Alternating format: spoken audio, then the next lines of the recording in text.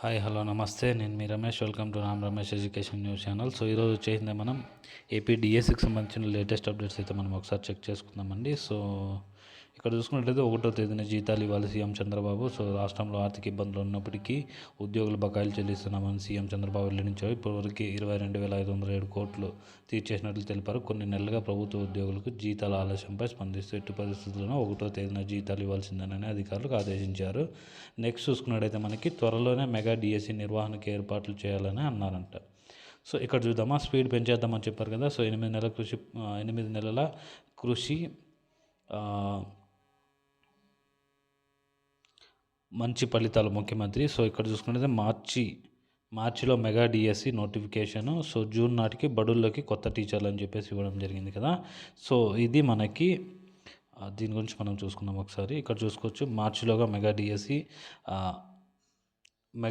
Notification మార్చిలో విడుదల చేయనట్లు పాఠశాల విద్యాశాఖ తెలిపింది. 16,347 ఉపాధ్యాయుల భర్తీల కోసం గతంలో జీవో జారీ చేశారని, జూన్ నాటికి బడుల్లో కొత్త టీచర్లు ఉంటారని వివరించింది. మంగళవారం నిర్వహించిన కార్యదర్శుల సమావేశంలో విద్యాశాఖపై ఆ శాఖ కార్యదర్శితో కోన శశిధర్ ప్రజెంటేషన్ ఇచ్చారు. జీవో 117కు త్వరలో ప్రత్యామ్నాయం తీసుకొస్తామని, గతంలో టీచర్లు 45 రకాల యాప్లు ఉండేవని వాటిని ఒక్క యాప్లోకి మార్చామని వివరించారు. త్వరలో టీచర్ బదిలీల చట్టం తీసుకొస్తామని అసెంబ్లీ సమావేశాల్లో దీనిపై బిల్లు పెడతామని తెలిపారు. సో వీసీల నియామకం తర్వాత రాష్ట్రంలో అన్ని యూనివర్సిటీలకు ఏకీకృత చట్టం అమలు చేస్తామని చెప్పడం జరిగింది. నెక్స్ట్ చూసుకున్నట్టయితే మనకి రాష్ట్రంలో 250 తహసీల్దార్ పోస్టులు ఖాళీలు అని చెప్పేసి ఇవ్వడం జరిగింది ఏపీపీఎస్సీకి సంబంధించి. అలాగే గ్రూప్ 2కి సంబంధించిన మనకి ఏదైతే గ్రూప్ 2 ఉందో ఆ గ్రూప్ 2కి సంబంధించిన హాల్ టికెట్స్ అయితే రిలీజ్ అవ్వడం జరిగింది. సో మొత్తంగా ఇవి వచ్చేసింది మనకి 350కి పైగా చేరే అవకాశం, మొత్తం 937 పోస్టులు ఖాళీగా ఉంటాయని చెప్తున్నారు. సో చూడాల్సిందే.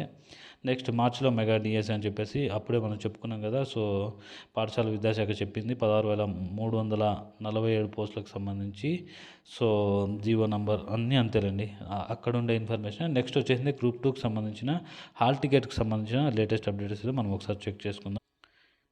ఇక్కడ చూసుకోవచ్చు, Andhra Pradesh public service commission Vijayawada web note direct recruitment to the post of group 2 services notification 11/2023 dated 7/12/2023. So ఇక్కడ చూసుకున్నట్లయితే మనకి it is here by inform to that mains examination subjective type of offline mode to the Group 2 services. Recruitment is scheduled to be held on 23/2/2025 FNAN from 10 a.m. to 12:30 p.m. Paper 1 3 p.m. to 5:30 p.m.